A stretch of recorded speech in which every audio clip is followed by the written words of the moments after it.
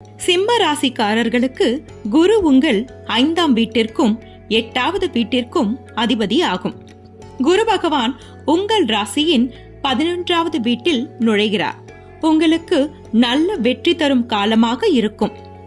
நிதி சவால்கள் முடிவுக்கு வரும். பணம் சம்பாதிக்கும் பாதை எளிதாகிவிடும்.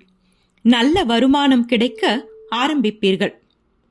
பணம் சம்பந்தமான பிரச்சனைகள் விலகும். குரு உங்கள் 3வது வீடு, 5ஆம் வீடு, 7ஆம் வீடு ஆகியவற்றின் மீது பார்வை வைத்திருப்பதால் திருமணமாகாதவர்களுக்கு திருமண வாய்ப்புகள் உண்டாகும். காதல் உறவுகளில் தீவிரம் இருக்கும். நீங்கள் ஒரு குழந்தையை பெற விரும்பினால் நீங்கள் ஒரு குழந்தையை பெறுவது சாத்தியமாகும். கல்வியில் சிறந்த வெற்றியை பெறுவீர்கள்.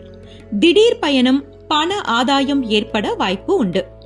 நீங்கள் பரம்பரை மூலம் சில வகையான சொத்துக்களை பெறலாம் மற்றும் ரகசிய பணம் வரலாம்.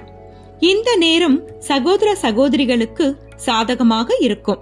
அக்டோபரில் குரு 12ஆம் வீட்டில் கடகத்திற்கு மாறும்போது உடல் பிரச்சனைகள் அதிகரிக்கும். டிசம்பர் மாதம் 11வது வீட்டில் வக்ர நிலையில் நுழையும் போது பணம் சம்பாதிக்க நீங்கள் கடின முயற்சிகளை மேற்கொள்ள வேண்டியிருக்கும். உங்கள் விருப்பங்களை நிறைவேற்றுவதில் தாமதம் ஏற்படலாம்.